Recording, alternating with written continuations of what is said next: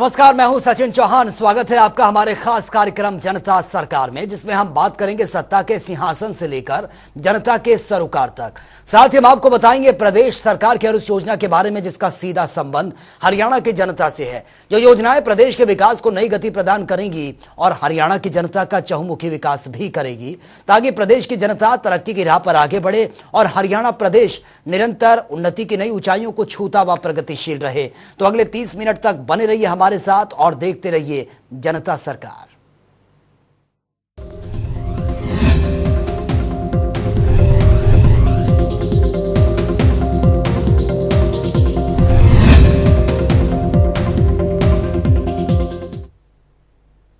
मुख्यमंत्री मनोहर लाल के कुशल मार्गदर्शन में हरियाणा सरकार निरंतर नागरिकों के विकास के लिए काम कर रही है, जिसे मुख्यमंत्री मनोहर लाल स्वयं सुनिश्चित करने का काम भी कर रहे हैं और साथ ही अधिकारियों के साथ बैठक कर महत्वपूर्ण योजनाओं पर चर्चा भी करते रहते हैं।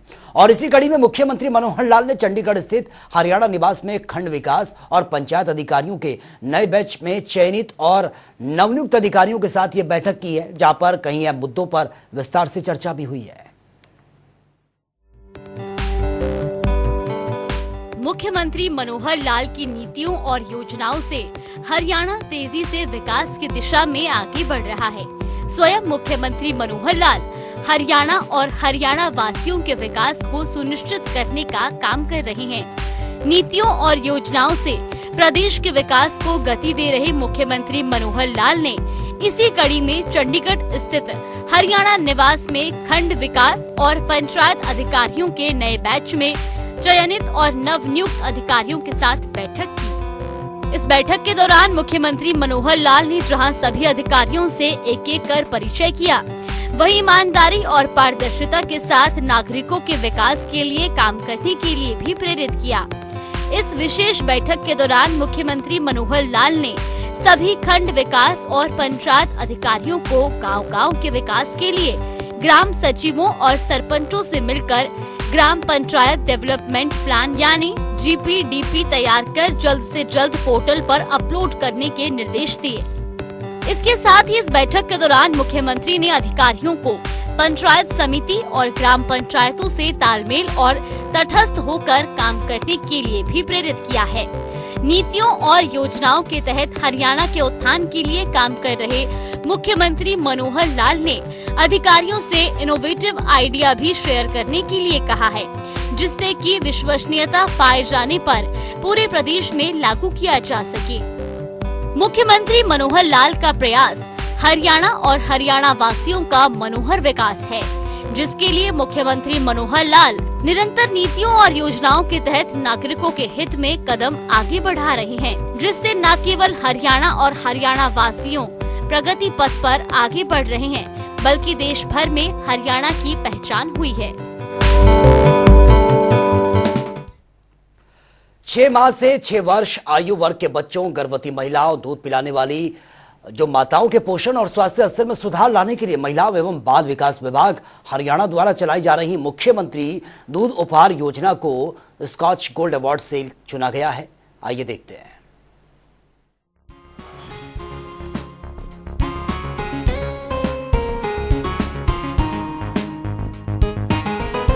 प्रदेश के नाम ये एक और उपलब्धि है। नवजात महिलाओं के पोषण में सुधार के लिए हरियाणा को यह स्कॉच अवार्ड दिया जाएगा। तो मुख्यमंत्री दूध उपहार योजना स्कॉच गोल्ड अवार्ड के लिए यह चयन हुआ है। मनोहर सरकार में स्कॉच अवार्ड का यह चयन हुआ है। हरियाणा के नाम यह स्कॉच अवार्ड रहा है। राज्य मंत्री कमलेश ढांडा ने मुख्यमंत्री विभाग को स्कॉच अवार्ड के लिए बधाई भी दी है। राज्य मंत्री कमलेश ढांडा ने विभाग को इस अवार्ड के लिए बधाई भी दी है। महिलाओं बच्चों में कुपोषण के बढ़ते खतरे को देखते हुए योजना की शुरुआत ये की गई थी। मुख्यमंत्री के मार्गदर्शन में 5 अगस्त 2020 को मुख्यमंत्री दूध उपहार योजना की शुरुआत की गई थी। हरियाणा को विकसित राज्य के रूप में स्थापित करने की दिशा में मुख्यमंत्री मनोहर लाल के कदम निरंतर प्रगति के पथ पर तेजी से आगे बढ़ रहे हैं। मुख्यमंत्री मनोहर लाल के मार्गदर्शन में हरियाणा का कोना कोना उन्नति के पथ पर अग्रसर है। मुख्यमंत्री मनोहर लाल के कुशल नेतृत्व में हरियाणा के मनोहर विकास पर यह झलक आप देखिए।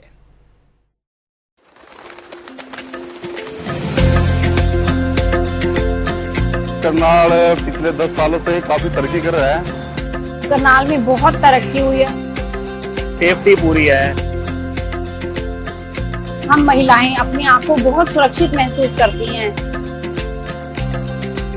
यहाँ पे हमारे पास 360 डिग्री कैमराज हैं, जिससे क्राइम पे कंट्रोल हुआ है और बच्चे अकेले कहीं भी जा सकते हैं। काम करनाल में बहुत ही उच्च स्तर का हुआ है, इसलिए इसको करनाल स्मार्ट सिटी बोला जाता है।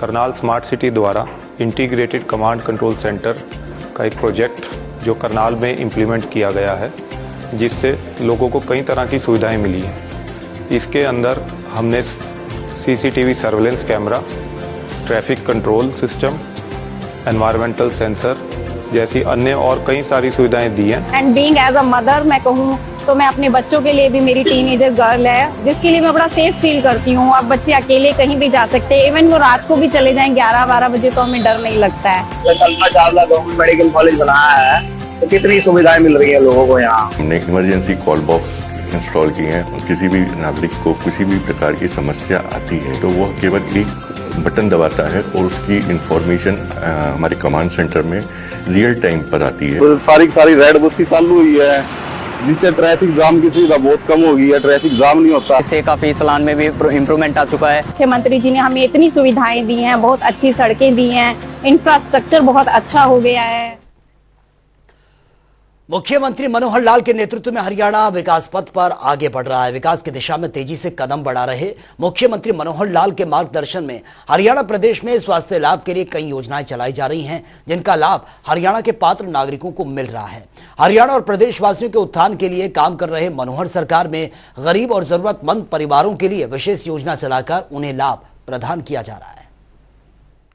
हमारी सरकार ये गरीब की सरकार, ये उस जरूरतमंद की सरकार, नीडी आदमी की, जिसको समय पर जो लाभ मिलना चाहिए वो मिल सके, इसके लिए हम काम करते हैं।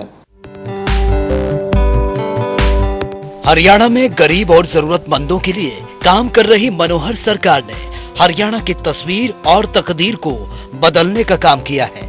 गरीब परिवारों को सरकार की महत्वपूर्ण योजनाओं का लाभ पहुंचाने के लिए मुख्यमंत्री मनोहर लाल निरंतर प्रयासरत हैं। सरकार का प्रयास है कि अंतिम पंक्ति में खड़े अंतिम व्यक्ति को उन महत्वपूर्ण योजनाओं का लाभ मिल सके जिसके लिए वो पात्र हैं। और इसी कड़ी में मुख्यमंत्री मनोहर लाल के मार्गदर्शन में राज्य सरकार 1,80,000 रुपए से कम सालाना आय वाले परिवार को योजना के तहत लाभ पहुंचाने का काम कर रही है। हम हर उस गरीब परिवार को जिसके घर में 2 समय का भोजन नहीं बन सकता, या मानो 1,80,000 से नीचे इनकम है तो उसको राशन कार्ड जरूर पहुंचना चाहिए। 1 लाख रुपए के इनकम के परिवार वालों में से किसी न किसी को मुख्यमंत्री अंत्योदय परिवार उत्थान योजना जो हमने चलाई है उसमें किसी को रोजगार मिलना चाहिए। अगर वो कहीं कोई प्राइवेट काम करना चाहता है, पैसे की उसको आवश्यकता है, तो हम बैंक से लोन लेकर के भी देते हैं। ये काम भी हम कर रहे हैं गरीबों के लिए। हरियाणा को विकसित राज्य के रूप में स्थापित करने की दिशा में बढ़ रहे मुख्यमंत्री मनोहर लाल के पिछले 8 सालों के कार्यकाल में हरियाणा के हर क्षेत्र, हर वर्ग को तेजी से विकास संभव हो सका है। गरीबों के उत्थान के लिए काम कर रही मनोहर सरकार में हरियाणा में नागरिकों के स्वास्थ्य लाभ के लिए कई योजनाएं चलाई जा रही हैं। आयुष्मान भारत योजना के तहत केंद्र सरकार के मानदंडों के अनुसार हरियाणा में 15.5 लाख परिवारों को 5 लाख रुपए का स्वास्थ्य बीमा कवर प्रदान किया गया है। वहीं इस योजना का दायरा बढ़ाते हुए हरियाणा के मुख्यमंत्री मनोहर लाल के नेतृत्व में प्रदेश सरकार ने चिरायु हरियाणा योजना शुरू कर आज लगभग 32 लाख परिवारों को आयुष्मान योजना का लाभ प्रदान किया है।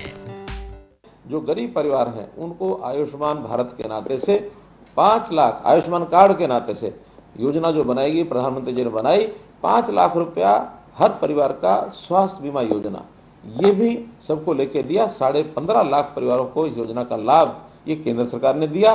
फिर भी हमें लगा कि ये योजना और लोगों को मिलनी चाहिए। जैसे हम राशन कार्ड अभी 27 लाख पहले वाले और जो नए 4 लाख या 5 लाख और जुड़े हैं, लगभग 32 लाख से ऊपर लोगों को राशन कार्ड मिला है। ऐसे सब लोगों को आयुष्मान भारत का लाभ एक नई योजना चिरायु हरियाणा करके जोड़ी, उन लाभ देने के लिए भी हम आगे आए हैं। हरियाणा प्रदेश और प्रदेशवासियों को विकास के पथ पर आगे लेकर बढ़ रही हरियाणा की मनोहर सरकार नागरिकों के स्वास्थ्य की देखभाल को सुनिश्चित करने के लिए निरोगी हरियाणा योजना भी लेकर आई है, जिसके तहत करीब 1 करोड़ से ज्यादा नागरिकों को स्वास्थ्य परीक्षण इनका किया जाएगा। और इस क्रम में अभी तक 4.5 लाख से भी ज्यादा लोगों का टेस्ट किया जा चुका है, जिससे कि किसी भी बीमारी का पता पहले ही लग जाए और उसका इलाज समय पर किया जा सके। ऐसे जो लोग हैं जो बीमार हुए नहीं हुए हों लेकिन कभी भी उनको कोई अस्वस्थता का कारण बन सकता है, तो ऐसे लोगों का क्यों नहीं एक बार यानी शारीरिक स्वास्थ्य परीक्षण ये होना चाहिए। हमने इस योजना को भी लागू कर दिया है और इस योजना का नाम रखा है निरोगी हरियाणा। और जितने भी हमारे हॉस्पिटल्स हैं, जितने हमारी CSCs हैं जहाँ पर ये टेस्ट करवाए जा सकते हैं, ऐसे सब जगह वो टेस्ट कराने शुरू किए हैं। अभी तक 4.5 लाख लोगों का ये टेस्ट परीक्षण हो चुका है। बड़ी संख्या है, 1 करोड़ के लगभग संख्या है।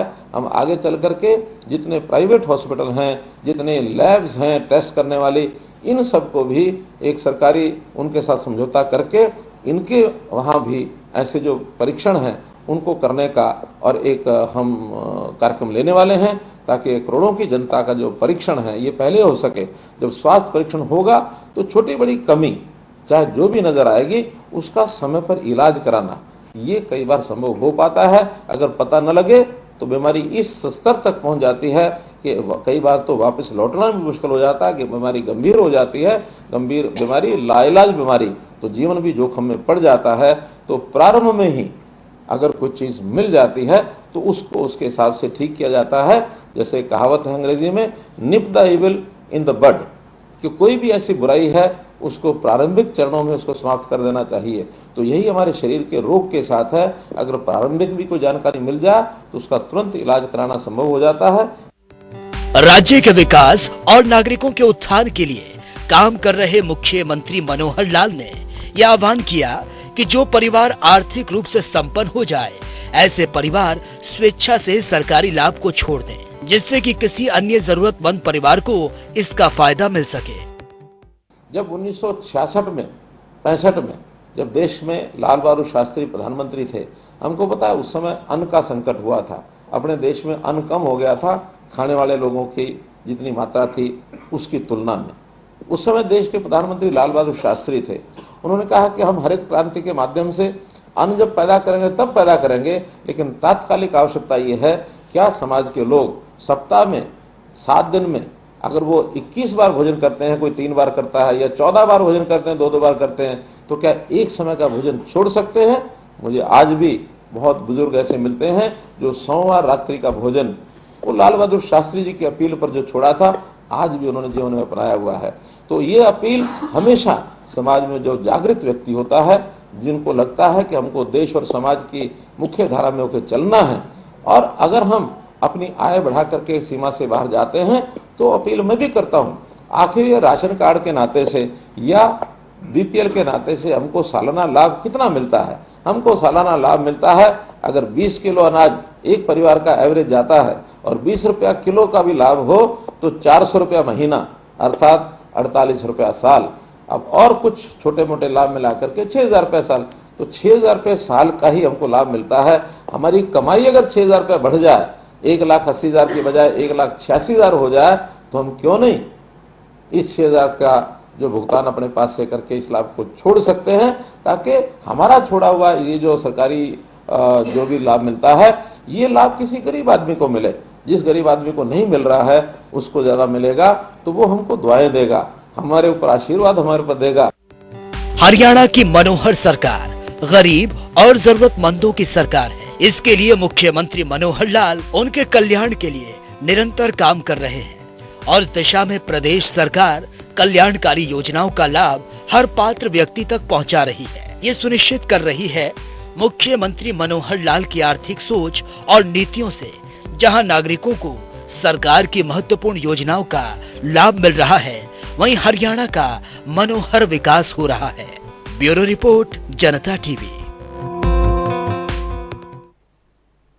हरियाणा के मुख्यमंत्री मनोहर लाल जल संरक्षण की दिशा में कई महत्वपूर्ण कार्य कर रहे हैं ताकि आने वाली पीढ़ियों को जल संकट का सामना न करना पड़े।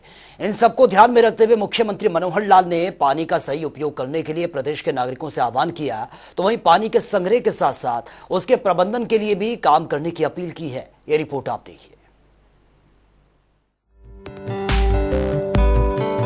पानी ये हमारे लिए अमृत है। पानी हमारा, जल ही जीवन है, जैसा कहते हैं हमारा जीवन है। पानी के बिना कुछ नहीं है। शायद कुछ समय तक अन्न के बिना व्यक्ति रह सकता है, लेकिन जल के बिना नहीं रह सकता। जल उसका एक प्रवाह है, उसका एक साइकिल है, प्रकृति का साइकिल है। उसमें जल की हमको प्राप्ति होती है। प्राप्ति के साधन मुख्य रूप से वर्षा है। वर्षा भी एक हमारे क्षेत्र में वर्षा होती है और एक वर्षा मानो हमसे दूर पहाड़ों में होती है, तो पहाड़ों का जो एक पानी का प्रवाह है उसका हिस्सा हमको मिलता है। मोटे रूप से ये दो मात्राएं जो पानी को हमको मिलती हैं। अब उसके बाद उसका संग्रह होता है। संग्रह होता है, डैम्स में संग्रह होता है, फिर वो कहीं हमारे पॉन्ड्स हैं, हमारी झीलें हैं, रिचार्ज होकर के भूगर्भ में जाता है। तो जमीन के अंदर भी पानी का एक बहुत बड़ा संग्रह का भंडार है। अब ये संग्रह जो होता है, उस संग्रह का हम फिर बाद में उपयोग करते हैं। और वो जो उपयोग है, वो उपयोग हमको पता है कि जैसे मुख्य रूप से पीने के लिए हम पानी का उपयोग करते हैं, खेती सिंचाई के लिए करते हैं, उद्योग के लिए करते हैं, और अन्य हमारी जितनी आवश्यकताएं हैं उन आवश्यकताओं के लिए हम करते हैं। संयोग ऐसा है कि पीने का तो हर एक जीव को पानी चाहिए, चाहे मनुष्य है, चाहे पशु है, कोई भी जानवर है, पक्षी है, हर छोटा बड़ा जीव उसको पानी पीने के लिए चाहिए। लेकिन एक मनुष्य ही ऐसा है जो पीने के अतिरिक्त और जो उसकी दिनचर्या की दैनिक आवश्यकताएं हैं वो भी पानी पर बहुत निर्भर करती हैं। हम स्नान भी करते हैं, हम कपड़े भी धोएंगे, हम वॉशरूम जाएंगे, वहां भी पानी की आवश्यकता होगी, हम अपना घर का फर्श भी साफ करेंगे, हम अपनी गाड़ी भी धोएंगे, हम अपने उद्योग में पानी ले जाएंगे। अब पानी की आवश्यकता है, पूर्ति करनी पड़ेगी। घर घर, हर घर जल, नल से जल, एक अभियान चलाया है। अब उसमें से कोई कहे कि पानी ज्यादा लगता है, ऐसा नहीं है। देखा जाए तो अगर सिस्टम कारगर हो गया तो उससे पानी बचेगा, क्योंकि जितने भी इससे पहले पानी का जो गांव में हम लगाते हैं, उसकी जो पोस्ट लगती है अलग से, उसके अंदर पानी अंधाधुंध चलता है, बिना रोक टोक के चलता है, नालियां भरी रहती हैं। गांव के अंदर तो पानी को चलाने के लिए नीचे भी खींचो या अपने वाटर वर्क से लाओ, जितना पानी है बहा दो, शाम को खाली करो, फिर भरो उसको। लेकिन उसका उपयोग करने के लिए अगर हमने हर घर नल से जल अगर ये किया है, तो पानी का उपयोग जितना उतना ही वो करेगा परिवार का आदमी। तो ऐसा इसका उपयोग भी हमको चेक करना पड़ेगा। पानी का उपयोग करने के लिए अगर भूमि ठीक नहीं है तो भी हमको कठिनाई होगी। कई जगह वाटर लॉगिंग हो गया है। अब वाटर लॉगिंग जो पानी वास्तव में ऊपर है, ऐसा नहीं कि नीचे चोए का पानी सब जगह से आ गया, वो पानी रिचार्ज होकर नीचे नहीं जा रहा। वहां मिट्टी की, भूमि की जो लेयर्स हैं उसमें कहीं गड़बड़ हुई है। अगर वहां भी आप ट्यूबवेल लगा करके पानी निकालना चाहेंगे, वाटर लॉगिंग ऊपर के एरिया में है, नीचे आपको 60 फुट से 50 फुट से नीचे पानी, अच्छा पानी मिलेगा नहीं। पानी हमारे लिए इतना कम ना हो जाए कि अगली पीढ़ी, आने वाली पीढ़ी हमको कहीं कहे कि हमारे पूर्वज जो हैं वो, उनको कोई समझ नहीं थी, अकल नहीं थी। तो जैसे हमें पानी जो है विरासत में यहाँ तक मिला है, हम अगली पीढ़ी को भी पानी विरासत में देकर फिर जाए। और राष्ट्रीय ज्ञान के रचयिता और महान साहित्यकार रविंद्रनाथ टैगोर की पुण्यतिथि पर मुख्यमंत्री मनोहर लाल ने ट्वीट किया है। आइए ग्राफिक्स के जरिए समझते हैं।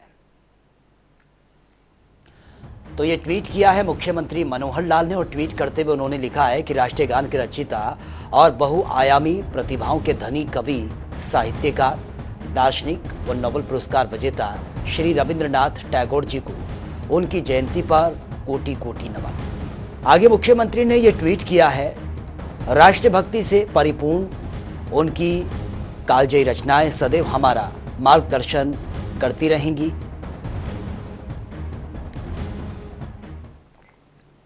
और वहीं हरियाणा की मनोहर सरकार प्रदेश के किसानों के हित में कई कदम उठा रही है ताकि प्रदेश का किसान समृद्ध हो सके। इसी कड़ी में हरियाणा सरकार ने किसानों के लिए मेरा पानी मेरी विरासत योजना भी शुरू की है, जिसमें एक सूक्ष्म सिंचाई योजना है। इस योजना के अंतर्गत किसानों को हर खेत तक पानी पहुंचाना सरकार का मकसद है। ये रिपोर्ट आप देखिए। हरियाणा प्रदेश मेहनतकश भूमि पुत्रों की वो धरती जिस पर वो अपनी कड़ी मेहनत से भरपूर अन्न उपजाते हैं।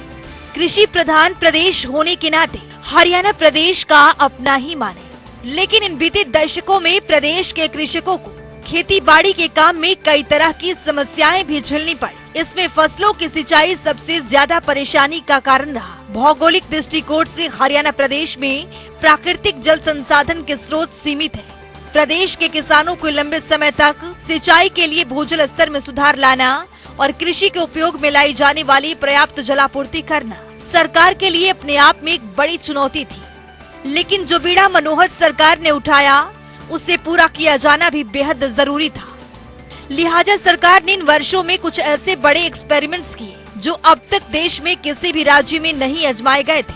हरियाणा सरकार ने मेरा पानी मेरी विरासत योजना के तहत सूक्ष्म सिंचाई परियोजना को धरातल पर उतारा ताकि प्रदेश के किसानों को किसी तरह की कोई दिक्कत न आए। खेती बाड़ी में नहरी या ट्यूबवेल के जरिए परंपरागत फ्लड इरिगेशन सिस्टम की तुलना में सूक्ष्म सिंचाई परियोजना किसानों के लिए वरदान साबित हो रही है। दरअसल फ्लड इरिगेशन सिस्टम से जहां एक और भूजल का अत्यधिक दोहन होता है, वहीं पानी की खपत भी अधिक रहती है। भविष्य में जल संसाधनों की आवश्यकता को देखते हुए सूक्ष्म सिंचाई परियोजना हरियाणा सरकार की दूरदर्शी सोच और सिंचाई प्रबंधन की एक बेहतरीन विधि साबित हो रही है। तो चलिए ग्राफिक्स के जरिए समझते हैं। सूक्ष्म सिंचाई प्रणाली में कम पानी से अधिक क्षेत्र की सिंचाई की जाती है। इस प्रणाली में पानी को पाइपलाइन के जरिए जल स्रोत से खेत तक पानी पहुंचाया जाता है। सूक्ष्म सिंचाई प्रणाली अपनाकर 30 से 40% तक पानी की बचत होती है। इस प्रणाली से सिंचाई करने पर फसलों की गुणवत्ता, उत्पादकता में भी सुधार होता है। सरकार भी प्रति बूंद अधिक फसल मिशन के तहत फवारा व टपका सिंचाई विधि को बढ़ावा दे रही है। हरियाणा सरकार किसानों को हर एक बुनियादी ढांचे मुहैया कराती है। पाइपलाइन बिछाना, भंडारण टैंकों का निर्माण और सोलर पंप निःशुल्क मुहैया कराना। 95% तक सब्सिडी, खेतों में ड्रिप और स्प्रिंकलर सूक्ष्म सिंचाई यंत्र भी उपलब्ध। सिंचाई परियोजना के रखरखाव और साफ सफाई के काम के लिए विभाग को सरकार की तरफ से मनरेगा मजदूर मिलते हैं। वो साफ सफाई का काम समय समय पर करते रहते हैं। प्रदेश के किसान इन परियोजनाओं से खुशहाल हैं, क्योंकि हर क्षेत्र में नहरों का पानी हर खेत तक पहुंच रहा है। पानी की कहीं पर कोई कमी नहीं रहती। ज्यादा पानी की आवश्यकता धान की फसल में होती है, इसके लिए भी सरकार हर तरह की सुविधा प्रदान कर रही है। हरियाणा की मनोहर सरकार के इस दूरगामी सोच से प्रदेश के खेतों में नहर का पानी वक्त पर पहुंच जाता है। समय समय पर विभाग की ओर से साफ सफाई करवाई जाती है। कहीं पर कोई मेंटेनेंस का काम करना हो तो उसका भी काम विभाग के द्वारा समय समय पर किया जाता है। सरकार की सिंचाई परियोजना के व्यापक प्रचार प्रसार के लिए प्रदेश में किसानों को जागरूकता शिविरों का भी आयोजन किया गया, ताकि किसानों को उसकी महत्ता और इससे होने वाले फायदों के बारे में जागरूक किया जा सके। कृषि में सूक्ष्म सिंचाई परियोजना की विधि अपनाने वाले किसान इससे संतुष्ट हैं, क्योंकि इस विधि के जरिए जरूरत के मुताबिक पानी की सिंचाई के प्रयोग में लाना मुमकिन हो पाया है। जबकि पहले फ्लड इरिगेशन की विधि से बहुत सा पानी बर्बाद हो जाया करता था और इसी भूजल दोहन की वजह से जल स्तर में भारी गिरावट दर्ज की गई थी। हरियाणा सरकार के इस तरह के प्रयासों का ही नतीजा है कि आज कुशल जल प्रबंधन से सिंचाई के लिए पर्याप्त जल की बेहतर व्यवस्था हो पाई है। हरियाणा प्रदेश भौगोलिक दृष्टि से शुष्क और कम जल की उपलब्धता वाले प्रदेशों में गिना जाता है, जहां इन वर्षों में मनोहर सरकार ने भूजल दोहन को नियंत्रित कर जलस्तर बढ़ाने, वर्षा जल को बचाने, खेती में सिंचाई के पुराने परंपरागत तरीकों के स्थान पर सूक्ष्म सिंचाई प्रणाली को प्रचलित करने, किसानों को कम पानी वाली फसल बोने के लिए प्रेरित करने के साथ साथ नहरों के टेल तक पानी पहुंचाने और मानसून में नदियों के अतिरिक्त जल को भी प्रयोग में लाने जैसे अनेक सार्थक प्रयास किए हैं, जो हरियाणा सरकार की कुशल प्रबंधकीय व्यवस्था और उसकी सार्थक होती दूरगामी सोच को परिभाषित करती है। ब्यूरो रिपोर्ट, जनता टीवी। तो चलिए अब जान लेते हैं कि आज के सवाल का अब विजेता कौन है।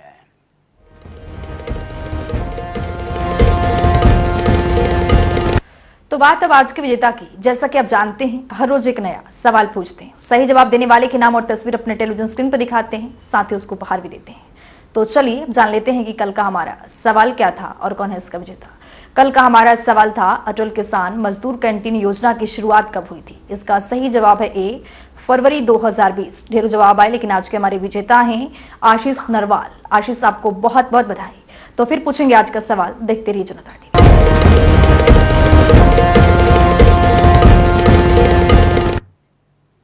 तो चलिए अब वक्त हो गया है आज के सवाल का और जान लेते हैं कि आज का सवाल क्या है।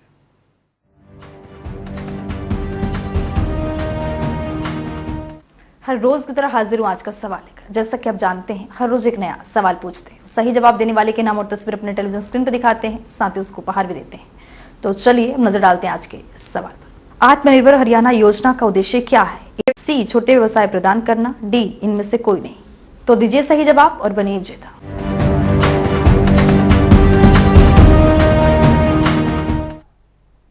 तो फिलहाल इस खास कार्यक्रम में इतना ही, लेकिन तमाम खबरों के लिए आप बने रहिए जनता टीवी के साथ। नमस्कार।